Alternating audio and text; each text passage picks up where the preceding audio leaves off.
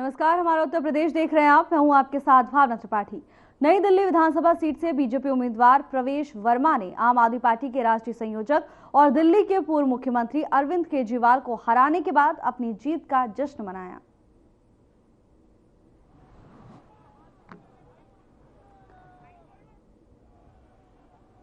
नई दिल्ली से जीत हासिल करने के बाद प्रवेश वर्मा जश्न मनाते हुए नजर आ रहे हैं। हाथ में पार्टी का झंडा लहराकर और जीत का जश्न मनाया। समर्थकों की भारी भीड़ भी यहां पर देखी जा सकती है। अपने कंधों पर प्रवेश वर्मा को यहां पर समर्थकों ने उठाया हुआ है और देखिए चेहरे पर खुशी साफ झलक रही है। ये खुशी बता रही है कि जीत की कितनी जरूरत यहां पर थी और आम आदमी पार्टी से अरविंद केजरीवाल को हराकर बीजेपी ने जीत दर्ज की है। प्रवेश वर्मा ने जीत दर्ज कर जश्न मनाया।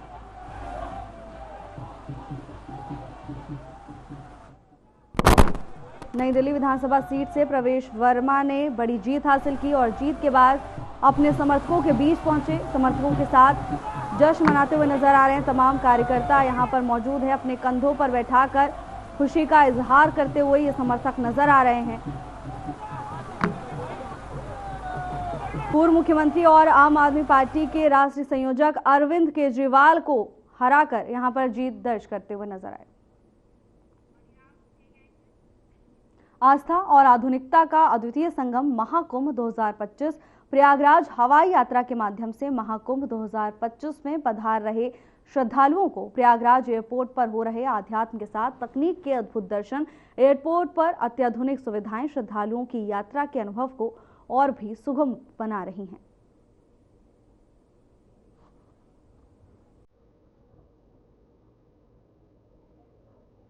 बसें मानो श्रद्धा ने प्रगति का हाथ थाम लिया हो। श्रद्धालु प्रसन्नता से आगे बढ़ रहे हैं, जैसे हर कदम उन्हें उस दिव्यता की ओर ले जा रहा हो जिसकी प्रतीक्षा वर्षों से थी। हवाई अड्डे के द्वार पर सतर्क सुरक्षाकर्मी यात्रियों को यह विश्वास दिलाते हैं कि उनकी श्रद्धा संरक्षित है। श्रद्धालु, विदेशी अतिथि सभी इस अद्वितीय यात्रा का भाग बन रहे हैं। आकाश में उड़ान भरते विमान को मानो श्रद्धा पंख दे रही हो। विमानों का आवागमन केवल यात्राओं का क्रम नहीं, बल्कि प्रयागराज की ओर खींचती श्रद्धा की डोर है।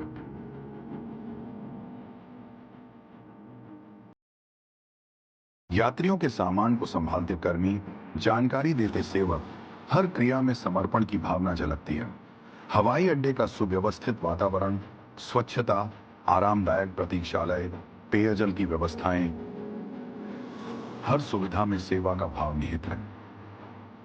रात्रि के प्रकाश में जगमगाता हवाई अड्डा जैसे स्वयं संगम की आभा में डूबा हो। आस्था के इस महापर्व का अनुभव अब भी निरंतर गहरा रहा है। संगम की पवित्रता और दिव्यता को हर श्रद्धालु महसूस कर सकता है, जैसे यह यात्रा एक अनंत अनुभव की ओर बढ़ रही हो।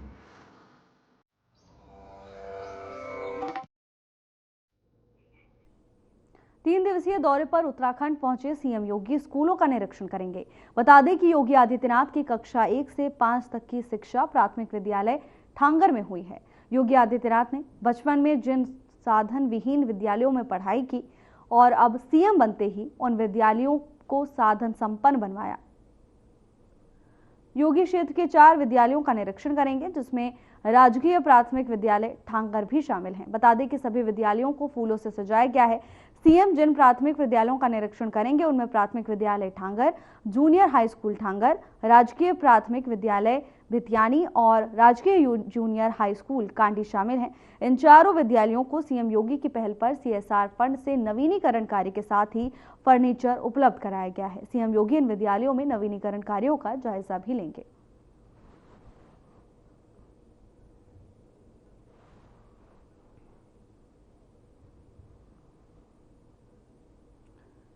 मुख्यमंत्री योगी आदित्यनाथ अपने उत्तराखंड दौरे पर हैं और इस दौरे के दौरान वो तमाम स्कूलों का निरीक्षण करेंगे। यहां पर व्यवस्थाओं का जायजा मुख्यमंत्री योगी आदित्यनाथ लेंगे। बता दें कि अपनी प्राथमिक शिक्षा भी मुख्यमंत्री योगी आदित्यनाथ ने इसी स्कूल से पास की थी और तमाम स्कूलों का जायजा करने के लिए मुख्यमंत्री योगी आदित्यनाथ पहुंचेंगे। स्कूल में मिल रही बच्चों को सुविधाओं के बारे में जानकारी लेंगे।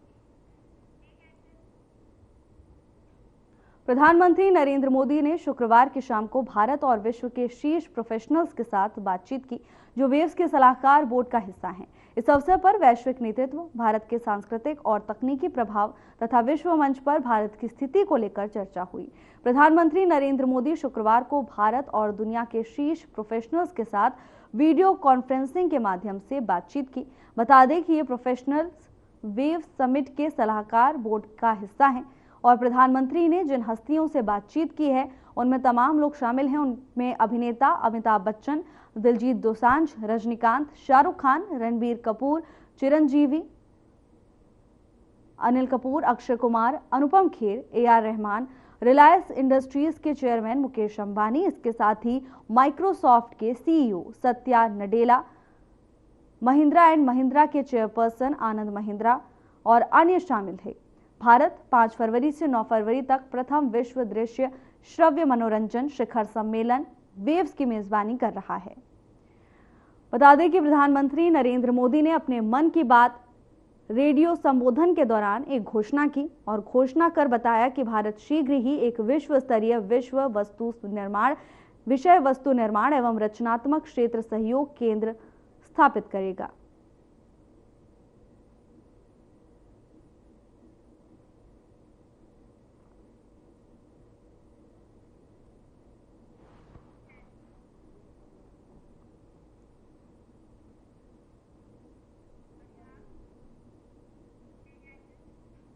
अयोध्या राम मंदिर में रोजाना लाखों लोग दर्शन करने आ रहे हैं।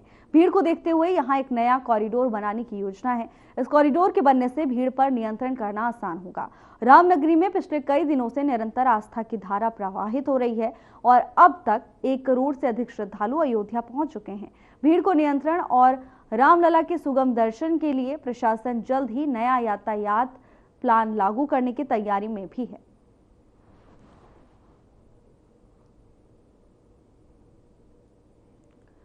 राम मंदिर में भक्तों का जनसैलाब उमड़ रहा है और इसी को देखते हुए प्रशासन पहले से ही सतर्क है। भीड़ पर नियंत्रण पाने के लिए एक नए कॉरिडोर का निर्माण किया जाएगा। इसके साथ ही प्रशासन की ओर से जल्द ही नया यातायात प्लान भी लागू किया जाएगा, जिससे यातायात व्यवस्था सुगम हो सके और रामलला के दर्शन करने आने वाले श्रद्धालुओं को किसी भी तरह की कोई दिक्कत ना हो। इसको लेकर प्रशासन की ओर से तमाम तरह की कोशिशें की जा रही हैं और एक नया कॉरिडोर बनाने की बात यहां पर निकलकर सामने आई है। इस नए कॉरिडोर के बनने से भीड़ नियंत्रण में सहायता मिलेगी। इसके साथ ही यातायात प्लान लागू करने के बाद भी प्रशासन की ओर से कही जा रही है जल्द ही यातायात प्लान लागू कर दिया जाएगा, जिससे आने जाने में भी श्रद्धालुओं को किसी तरह की दिक्कत नहीं होगी। बता दें कि राम मंदिर में रामलला के अद्भुत दर्शन के लिए करोड़ों लोग अयोध्या पहुंच रहे हैं और भारी भीड़ इकट्ठा होने के बाद प्रशासन ने तरह तरह के कदम उठाने शुरू कर दिए हैं। श्रद्धालुओं को किसी तरह की कोई दिक्कत ना हो, इसको लेकर शासन और प्रशासन दोनों ही समन्वय के साथ काम में लगे हुए हैं। एक नए कॉरिडोर के निर्माण की बात भी सामने आ रही है। रूस का सबसे शक्तिशाली लड़ाकू विमान सुखोई Su-57 भारत पहुंच चुका है। 5वीं पीढ़ी का ये स्टील्थ लड़ाकू विमान दुनिया का सबसे शक्तिशाली लड़ाकू विमानों में शुमार है। ये लड़ाकू विमान न सिर्फ दुश्मन के रडार को चकमा दे सकता है, बल्कि इसके साथ ही हवाई युद्ध में भी अपने प्रतिद्वंदियों पर भारी पड़ सकता है। बता दें कि अब ये लड़ाकू विमान बेंगलोर से यलहंका एयरफोर्स स्टेशन पर आयोजित एरो इंडिया में अपनी ताकत का प्रदर्शन करेगा।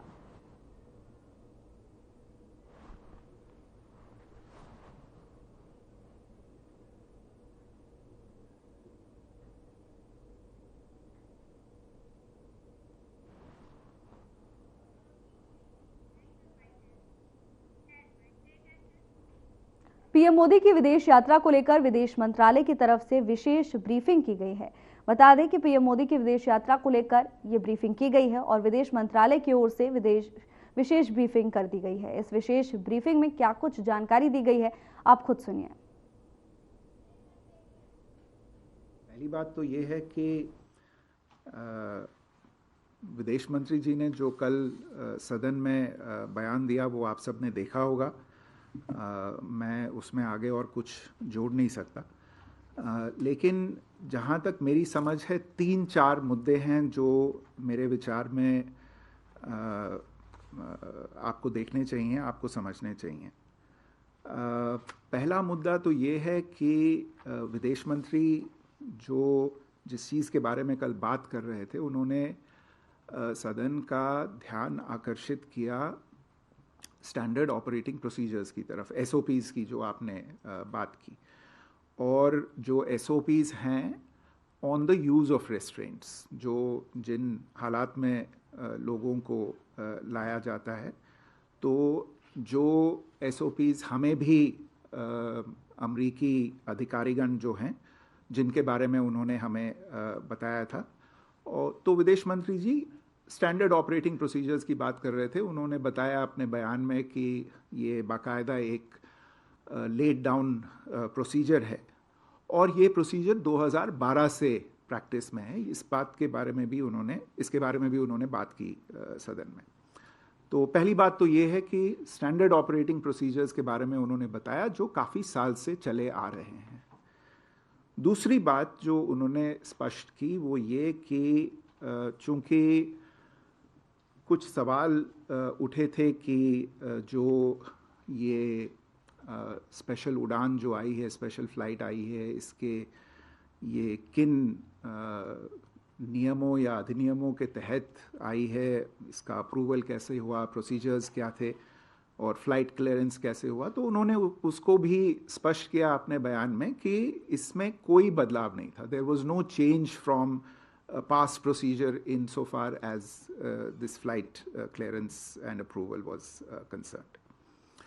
तीसरी बात जो आपने इसके बारे में सवाल उठाए हैं कि किस तरह से लोगों को, किन हालात में लोगों को लाया गया है, ये सही है इसको उठाना। और मैं आपसे कहना चाहता हूं कि हम अमरीकी अधिकारियों के साथ उनसे संपर्क में हैं इन सब चीज़ों के बारे में, और ये बातचीत उनसे चलती रही है। ये एक या दो बार होने वाली बातचीत नहीं है, और हमने हमेशा इस बात पे जोर दिया है कि लोगों के साथ सही सलूक किया जाना चाहिए, और इसमें जो लोग अभी डिपोर्ट भी हो रहे हैं उनके साथ भी सही सलूक होना चाहिए। और हमारी जानकारी में जब भी कभी ऐसी बातचीत आती है कि कोई बदसलूकी हुई हो किसी के साथ, तो हम उस मामले को ज़रूर उठाते रहे हैं और आगे भी उठाएंगे, जो भी हमारी जानकारी में लाया जाएगा। और चौथी चीज़ जो विदेश मंत्री जी ने कही, जिसके बारे में उन्होंने ध्यान आकर्षित किया सदन का, वो था कि देखिए, एक तरह से मैं कहूँगा असली कैंसर क्या है? असली कैंसर है जो इकोसिस्टम है इलीगल माइग्रेशन को प्रमोट करने का। ये जो गैंग्स का काम है, जो भोले भाले और मासूम लोगों को फुसला के बड़े बड़ी उनसे रकमें जमा करवा के उनको बाहर ले जाते हैं, और उसके बाद लोगों को ऐसे वापस आना पड़ता है, उनके खिलाफ कार्यवाही की आवश्यकता है, उनके खिलाफ एक्शन की ज़रूरत है। और इसके बारे में भी उन्होंने ध्यान आकर्षित किया लोगों को। इसके बारे में सरकार को आगे काम करना होगा। So basically that is my understanding of these issues. the description by the External Affairs Minister of the standard operating procedures relating to the use of restraints, which has been communicated to us by US authorities, including the Immigration and Customs Enforcement. And you would recall that EM attracted attention to the fact that these have been in practice for a long period of time, at least since 2012. About flight procedures and flight clearances, etc. Again, there was no change from past procedure in this.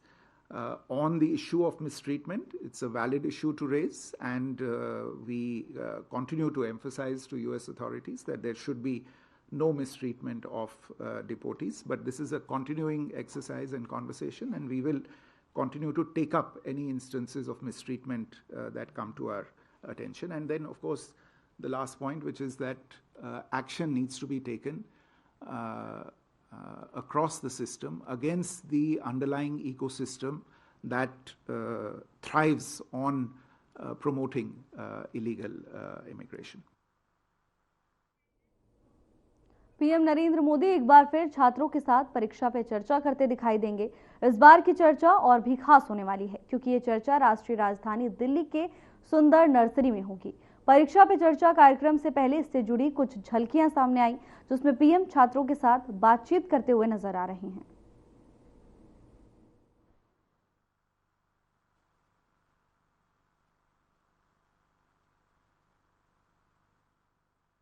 सामने आई हैं जिसमें प्रधानमंत्री हैं और तमाम बच्चे यहां पर मौजूद हैं। प्रधानमंत्री बच्चों से बातचीत करते हुए नजर आ रहे हैं। बता दें कि हर बार परीक्षा के समय प्रधानमंत्री बच्चों का हौसला बढ़ाने के लिए उनसे बातचीत करते हैं और इस बार भी ऐसा ही देखा जा रहा है। उम्मीद की जा रही है कि एआई एक्शन समिट कुछ ही दिनों में शुरू होने वाली है, जो 10 फरवरी को पेरिस में वैश्विक नेताओं को एकत्रित करेगी, जहां एआई के भविष्य पर 2 दिनों की महत्वपूर्ण चर्चाएं होंगी। प्रधानमंत्री नरेंद्र मोदी भी पेरिस एआई एक्शन समिट की सह अध्यक्षता के लिए फ्रांस यात्रा करेंगे, जो फ्रांसीसी राष्ट्रपति इमैनुअल मैक्रों की एक पहल है। पेरिस में होने वाली सभा का ध्यान एआई प्रणालियों की शक्ति का उपयोग करने, इसके साथ ही प्रौद्योगिकी द्वारा उत्पन्न खतरों को संबोधित करते हुए केंद्रित होने की उम्मीद जताई गई है।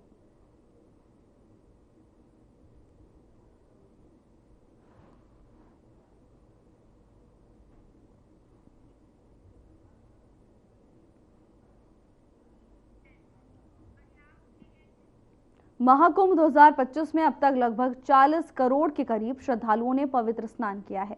बता दें कि 13 जनवरी को पौष पूर्णिमा के स्नान से महाकुंभ का आगाज हुआ था। गुजरात के मुख्यमंत्री भूपेंद्र पटेल 7 फरवरी को सुबह 9 बजे गुजरात से स्टेट एयरक्राफ्ट से प्रयागराज पहुंचे और उन्होंने बड़े हनुमान मंदिर दर्शन, गुजरात पैविलियन भ्रमण और कुंभ स्नान भी किया। बता दें कि आज ही वो प्रयागराज हवाई अड्डे से गुजरात के लिए प्रस्थान करेंगे।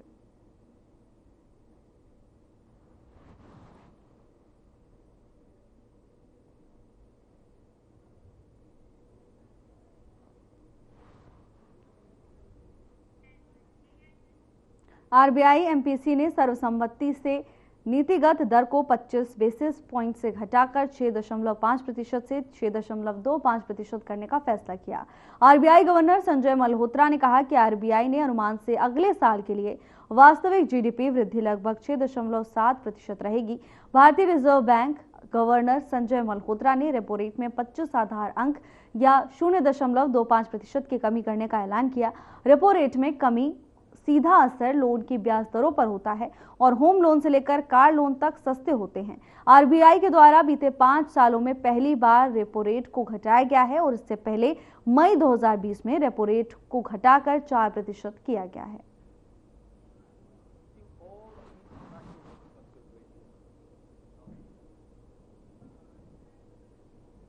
Next year to be at about 6.7%, with Q1 at 6.7%, Q2 at 7%, Q3 at 6.5%, and Q4 too at 6.5%. The risks are evenly balanced.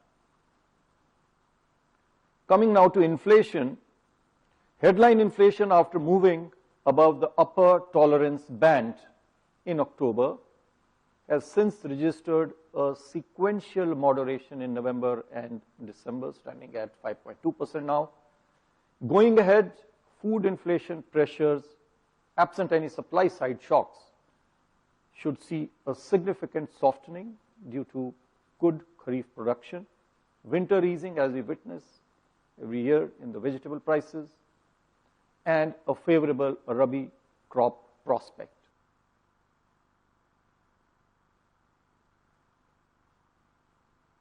Noida में एक बार फिर स्कूल को बम से उड़ाने की धमकी मिली है, जहां नोएडा के सेक्टर 168 शिव नादर स्कूल को बस से उड़ाने की धमकी मिली, जिसके बाद स्कूल मैनेजमेंट ने पेरेंट्स को एक मेल भेजा और स्कूल कैंपस को बंद कर दिया है। धमकी की सूचना के बाद स्कूल मैनेजमेंट ने बच्चों को वापस घर भेज दिया, तो वहीं पुलिस टीम घटना की सूचना मिलते ही तुरंत मौके पर पहुंची। पुलिस के साथ डॉग स्क्वाड पहुंचा और वहीं सीसीटीवी और क्लासेस को सेंसिटाइज किया जा रहा है। बता दें कि स्कूल एक्सप्रेसवे थाना क्षेत्र में बना है और मेल मिलने के बाद ही तुरंत स्कूल में पढ़ने वाले बच्चे भय के माहौल में हैं। पेरेंट्स भी लगातार स्कूल के चक्कर लगा रहे हैं। फिलहाल पुलिस के अधिकारी मौके पर मौजूद हैं।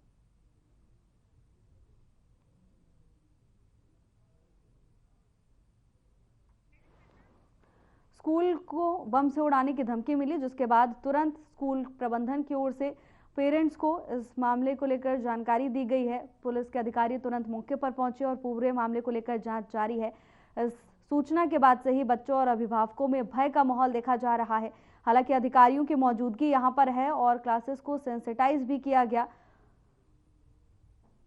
स्कूल मैनेजमेंट ने पेरेंट्स को मेल के जरिए पूरे मामले की जानकारी दी है। पेरेंट्स को अवगत कराया है कि उन्हें स्कूल को बम से उड़ाने की धमकी मिली है, जिसके बाद तुरंत पुलिस अधिकारी भी यहां पर मौके पर पहुंचे हैं और पूरे कैंपस को पूरी तरह से सील कर दिया गया है। तमाम साक्ष्यों के आधार पर अधिकारियों की ओर से कार्रवाई जारी है।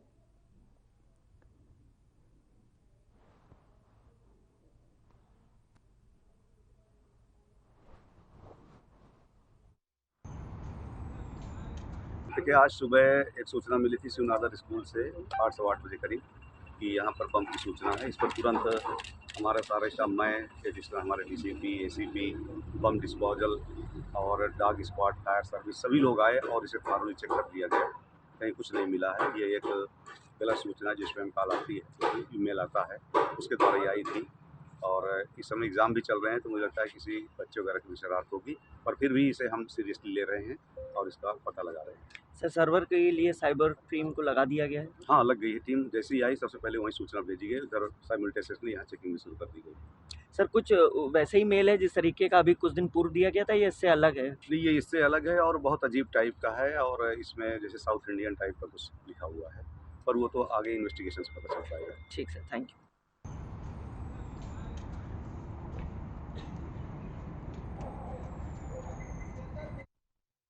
उत्तर प्रदेश के पर्यटन एवं संस्कृति मंत्री जयवीर सिंह की उपस्थिति में उनके आवास पर पर्यटन विभाग के एक राही पर्यटक आवास गृह खुर्जा बुलंदशहर को पीपीपी मोड पर संचालित करने के लिए एक एग्रीमेंट किया गया। इसी प्रकार की 9 और संपत्तियों के लिए भी जल्द समझौता किया जाएगा, जबकि 11 संपत्तियां पूर्व में ही पीपीपी मोड पर दी जा चुकी हैं और इन समझौतों से सकारात्मक परिणाम सामने आएंगे। बता दें कि एग्रीमेंट के बाद जयवीर सिंह ने जानकारी दी। उन्होंने बताया कि पर्यटन के प्रति बढ़ते आकर्षण के कारण उत्तर प्रदेश पर्यटन के क्षेत्र में अग्रणी भूमिका निभाने जा रहा है, तो वहीं इसको देखते हुए पुराने और जीर्ण शीर्ण राही पर्यटक आवासों को पीपीपी मोड पर हस्तांतरित कर संचालित करने के लिए दिया जा रहा है। अपनी गौरवशाली संस्कृति, ऐतिहासिक एवं पौराणिक महत्व और धार्मिक विरासतों तथा समृद्ध प्राकृतिक वन संपदा के चलते पर्यटन के क्षेत्र में निवेश आकर्षित हो रहा है, जिससे रोजगार के अवसर और प्रदेश की अर्थव्यवस्था में भी योगदान संभव है। जयवीर सिंह ने बताया कि पहले चरण में कैबिनेट से स्वीकृत 11 राही पर्यटक आवास गृहों को पीपीपी मोड पर दिया जा चुका है। दूसरे चरण में स्वीकृत 4 राही पर्यटक आवास गृहों की स्वीकृति मिली थी। फिलहाल के लिए बस इतना ही। जल्द हाजिर होंगे नई अपडेट्स के साथ। नमस्कार।